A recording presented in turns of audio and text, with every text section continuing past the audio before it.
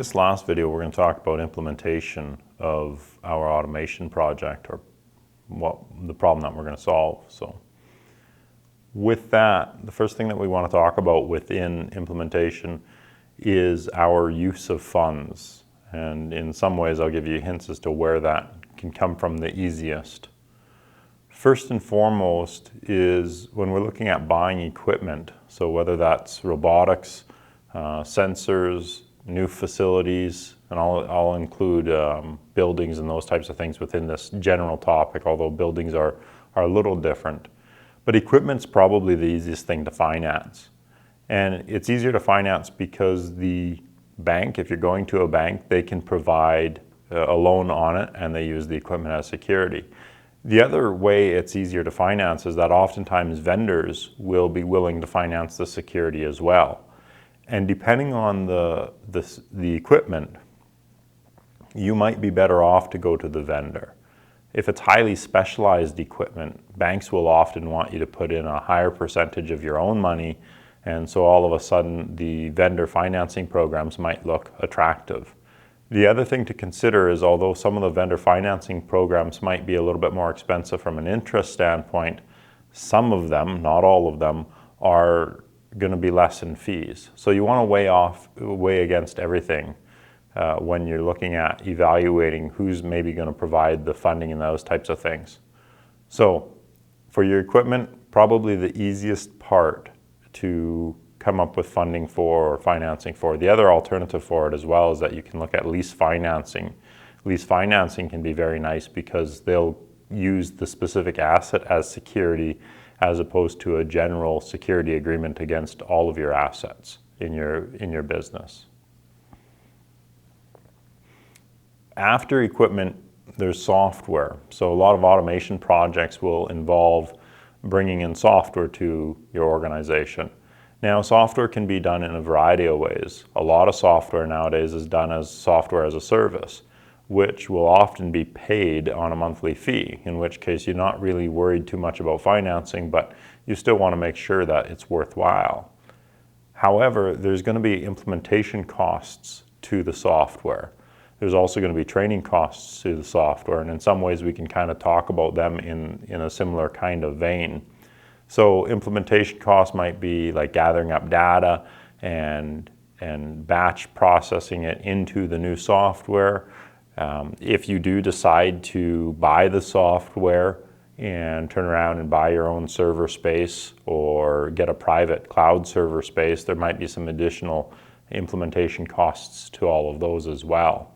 A note on software is that software, if you're not using it as a service, can be challenging to finance through traditional lenders. But the good news is that a lot of software providers will provide the financing for you. For example, if you look at something like Microsoft Dynamics, you don't normally go direct to Microsoft to buy it. You'll go to some sort of front-end provider based on your industry to look at implementing Microsoft Dynamics. But Microsoft itself provides financing for both the software and the training and the front-end services that you might undertake. So there's a reasonable solution for providing the funds for that use for the software and training for that matter. Now, as I said before, that funding is a little bit more expensive. Typically that Microsoft funding is prime plus 3 or 4 or 5%, but there's very limited fees on that funding as well. So without the startup fees and those types of things, that's actually not that bad, especially when they don't have a specific asset to secure against. Further, they typically don't look at general security from your other assets. So similar to kind of a lease financing in the sense of security. All right, so those are kind of the software and the training that might go on with the software and those types of uses of funds. Another thing that you want to look at, or one of the things we've talked about before, is working capital. And working capital can be challenging to fund as well. Working capital is the fact that I need 6 months of additional wages without getting any sort of benefit, and that's going to dip into my day-to-day operations cash. And if I have a lot of cash balance, and if I have a good buffer in that sense, and I have high profitability in my business, maybe dipping into working capital is not a big issue. But if I need working capital for a particular project and I'm already relatively thin in the rest of my business, then it's something that I want to look at coming up with a way of providing additional working capital. Some things that you might want to consider with looking at additional working capital are things like getting a term loan on additional equipment or equipment that you have already that doesn't have loans tied to it. So perhaps you have additional security or additional collateral within your organization that you're able to get a term loan on. You may also have the ability to get a line of credit or to increase your line of credit if you don't already have one. These are ways of dealing with a use of funds of working capital. Finally, one thing that you may want to consider as well, or that we've talked about in the past, is the use of professional services, particularly when you're talking about something that might be quite innovative, whether it's talking about laying out the process or actually building or setting up a factory line in your facilities. Any of those types of things, you're probably going to go to outside services. You're probably going to engage engineers, you might engage lawyers, those types of things. So those are typically, again, challenging things to get financing for, though again, you'll probably look at them in a sense of working capital. But I will say, if you're going out and getting funding for some sort of equipment, the banks or your lenders will oftentimes provide a certain percentage of that value of that equipment that you can then use for what they consider to be softer costs. And these types of things, and even your own internal organization labor, can fit into those soft costs. Now, don't assume that it's a lot. Typically, I've seen 10-15% of the equipment value that you can use for these soft costs, but it's something to consider. I would group some of this stuff into how you're going to manage your working capital side of things.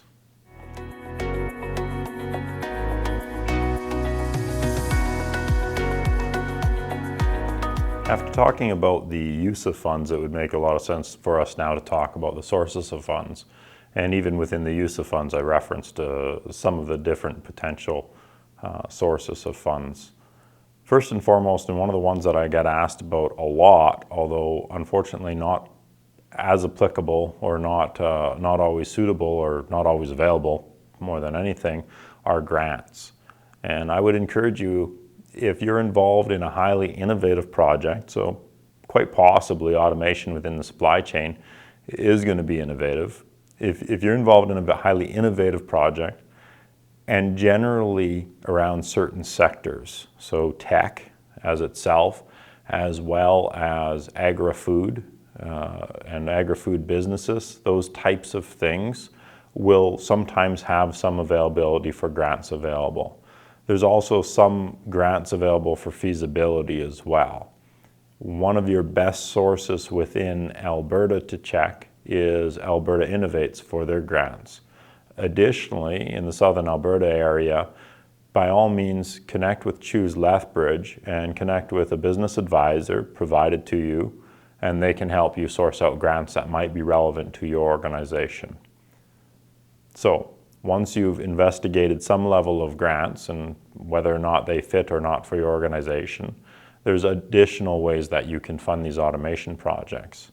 Cash flow is one way that some organizations out there that will fund automation projects, and in part it depends on the size of the project. A small project and you've got cash reserves in your business and you're doing just fine and you don't really have much of a need for additional extra funds, by all means, fund it out of cash flow. One of the concerns that I have with funding things out of cash flow is that if you have any doubt in your mind that you have the ability to fund it out of cash flow, I would encourage you to go and get financing or funding available, or you get funding in place and then you undertake the project. If at the end of it, you realize that, you know what, you had enough cash flow and you had enough cash reserves and you're fine, then pay back the funding. It's oftentimes quite a bit easier to get funding a little bit before you absolutely need it than to get funding when you're in trouble. So try to get that additional liquidity in place if there's any doubt in your mind. But again, a lot of these projects do take a little bit longer, a little bit more money than you expect. So if there's any question in your mind, try to get some additional funding. Otherwise, cash flow might be a perfectly suitable alternative for you. Okay, so let's talk a little bit about loans and generally what we'd group as credit facilities, as this is probably the most likely piece that's going to come into your organization. Banks will typically talk about 5 C's of credit, and that will cover things like commitment, the character of the person involved, and that's partly based on how long have you been running that business. If you've run that business successfully for 5 years, if you have a business relationship with them, that's all things that are going to go well and bode well for you. Commitment, oftentimes banks will look at things like personal guarantees as a show of commitment, but also your longevity in the industry and in your business will also show to that. They'll talk about things like conditions. When they're talking about conditions, they're talking about the external environment conditions that might be going on. Are things generally not great for that particular industry, or are they really good for that industry, and so forth. They'll look at things like collateral. What can they secure against in order to get their money back in the event that something doesn't go well. So if you're buying a heavy truck, banks love heavy trucks because they hold their value reasonably well and they're very liquid. If you're buying a highly specialized robotic piece of equipment, not as good of collateral, they'll require you to put in additional money, or they won't loan you quite to the same level. They might loan you to 65 or 70% on that piece of equipment instead of 80 or 90%, for example. The other thing that banks are going to look at, and this is really where they probably spend more of their time, is on capacity. That's the 5th C, capacity for you to pay back that loan. And that's where the idea of different ratios and covenants come in. So those are kind of the 5 C's of credit. And one of the things I'll mention with that is that by having an existing relationship with a bank, you will go a lot quicker down the funding line in order to get some funding in place. That said, different banks have different flavors, so you might find that your current bank might not be super hungry for that particular kind of project or that kind of industry right now as well. So talk to your current bank first, because it covers off some of those 5 C's already. But let's talk a little bit more about that capacity and in those idea of the ratios.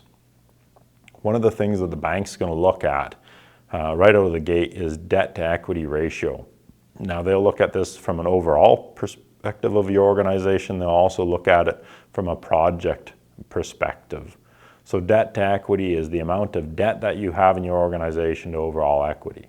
If you have some shareholder loans within your organization, although they typically show up under liabilities, if you fully postpone them to the bank, you can oftentimes have them considered as equity, in which case you can really get your ratios back into good shape there.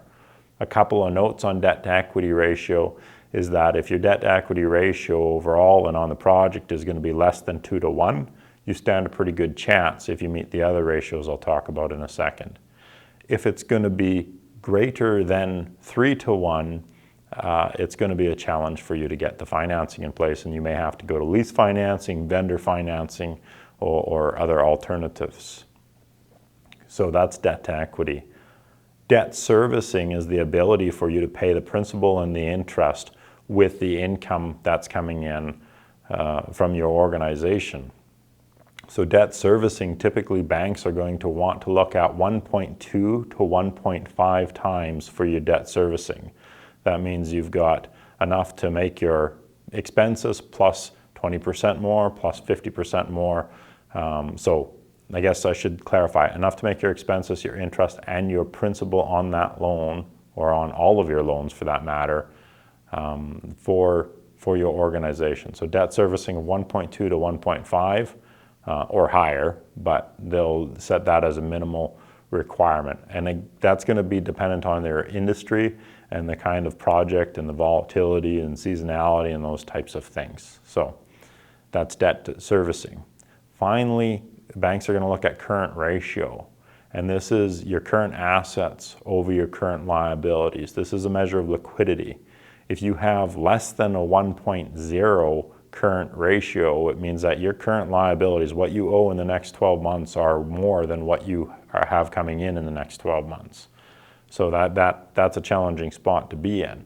Now, banks, when they're looking at covenants, will look at typically a 1.2 or higher as a minimum current ratio that you need to have in order to bring on additional funding sources. Those are going to be the three main ratios that you have to deal with when you're talking with banks. So that's something to consider, and your industry is going to help determine somewhere along the lines on those ratios as well. A final note as it relates to talking to banks is that don't just look purely at the interest they're charging. Look at all the fees that they might be charging as well. So what's the upfront fees, what are maintenance fees, what are annual fees, what are renewal fees, those types of things. And a note on that is most of those fees have some level of ability to be negotiated. So don't be afraid to ask on negotiating down some of those fees. So from loans and credit facilities, another component where you might get some funding would be from equity. And that just means that either you go out and you find external people who are interested in investing in your business, and they bring in money in the form typically of some sort of share capital. It could also mean that you're going to take some money out of your personal savings and invest it in the company in order to help with this project get underway and help make some of those other ratios work, those types of things. You could also put money in through as a shareholder loan, so eventually it'll be paid back to you. But just as a note, again, as I've said, if you want that to be considered equity as it relates to a bank, you'll probably have to postpone it to beyond when the bank is paid off themselves. In all likelihood, when you're talking about funding any of these automation projects, you're probably going to end up with some sort of combination of the different ways of funding things. You're probably going to fund a little bit out of cash flow. You're going to fund a little bit out of maybe a term loan or a lease facility. Maybe you can do some feasibility or fund some professional services out of a grant. And maybe you're going to kick in a few dollars yourself through equity, or maybe you got to go and raise some money from an outside investor. So there's a very good likelihood you might come up with some level of combination. But hopefully that information gives you a sense of what you're looking at when you're coming up with sources of funds for your automation project.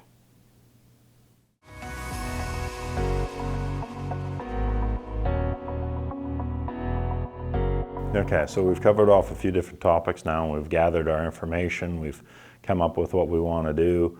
We've figured out how we're going to fund this, or we've got a pretty good shot at how we're going to fund it. Let's actually now talk about the plan on going ahead and implementing this automation project.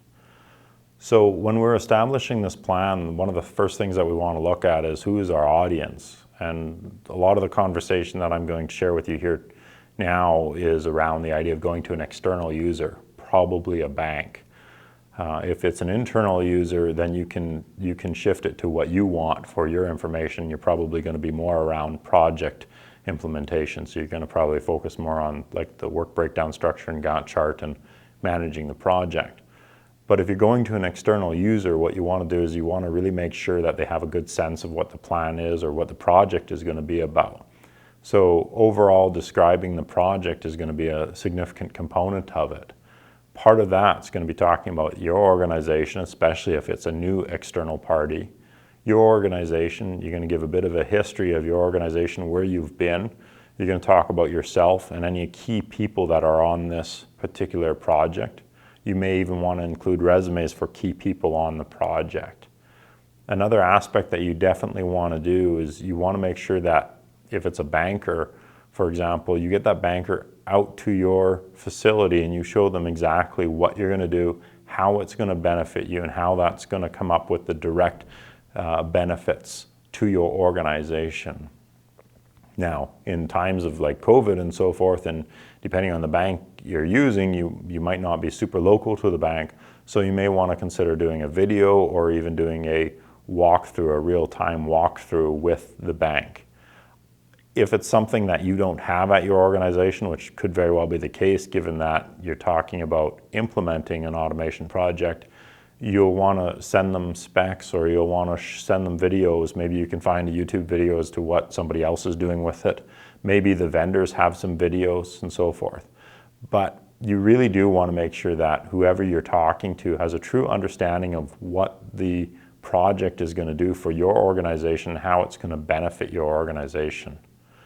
So that's going to describe and give some qualitative insights into what's going on.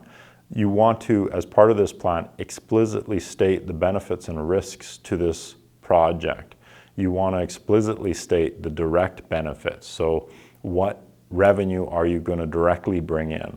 What costs are you going to directly save? And state those costs.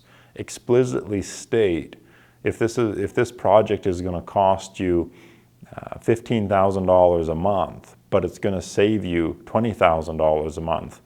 Explicitly show that and state that your net gain from this project is $5,000 a month. You want to make it very clear what the benefit is. You also want to list the risks of the project and list what you're going to do to mitigate those risks. In the first session of this program, I sent a risk register, and it's something that you might want to consider in attaching as appendix to this particular document. So you really want to cover off your benefits and your risks, as well as stating your indirect benefits to this project as well.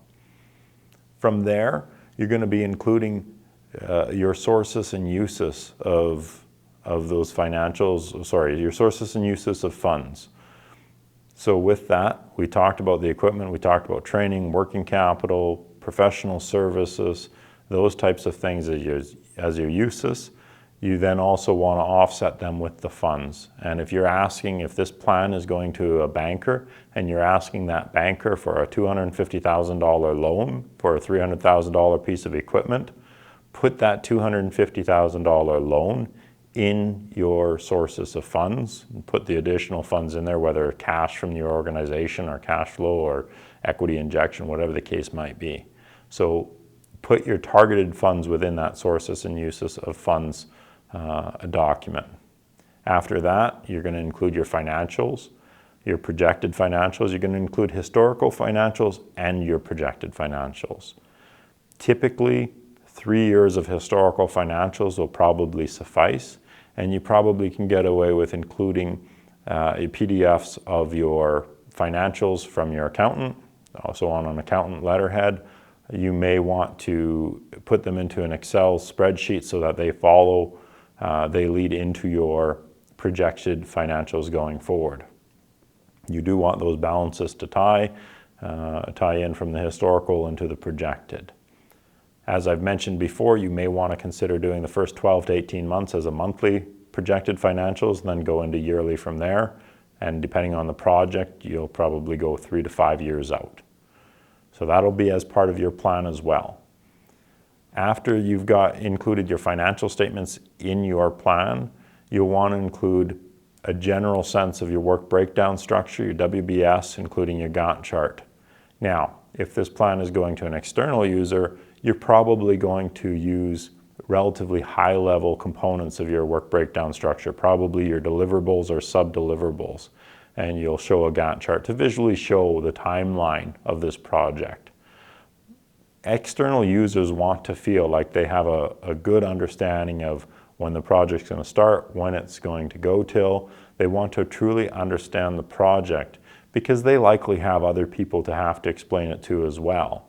And if they can explain it clearly to other people, and if they have tools to help explain it, you're making their job a lot easier. And if you can make their job a lot easier, then you're going to be more likely to get what you need in order to implement this automation project.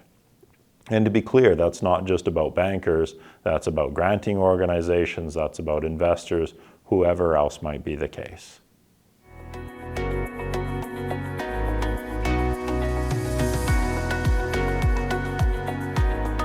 Okay, we've covered a lot of content in this last video and in this overall section on implementation. Some of the key points though is that we really want to do a little bit of effort or put a bit of effort into the planning side of it, because you're going to find that that planning side of it will save you a lot of time and money down the road. Another thing that I really want you to consider is make sure that what you're biting off for a project is the right project. And if you have any sort of inkling in your mind that you might be biting off more than you can chew, try scaling it back a little bit, or try breaking it down into smaller projects that you can slowly build to what you eventually want as your vision. So those are kind of the key points. I'm not sure if I explicitly stated them this last bit, but I know I did in the first session on project management. But just really be sure of the project before you move forward. So from there, we talk about where to next. Well, at this point in time, you've gathered up a lot of information. You've probably talked to vendors. You've probably done a lot of work around this. I'd say it's time for you to start building your plan. Start assembling your written plan as to what this is going to look like. In part, you want to consider who your audience is, as I've said before. If it's an internal audience and largely people that are internal or quite aware of your organization, you're going to probably focus more on the risks and the project planning components of it, and just making sure you're comfortable with the cash flowing of the project. If, on the other hand, you require funding for this project, you're going to focus your plan around what the funder is going to be looking for, and we've talked about that in this last session. So consider who the who the audience is, and go from there. Roll up your sleeves and start working on that plan. And don't be afraid to start implementing once you have stuff in place to implement. At a point, we have to really try hard not to be paralyzed by our analysis and move forward with the project. You've done a lot of work, a lot of planning on it, a lot of risk assessment. You should be in a good place to go ahead and implement the project. I wish you a lot of luck and a lot of success in moving forward, and I think you'll find that bringing automation into supply chain management will yield benefits that you didn't necessarily even think would exist.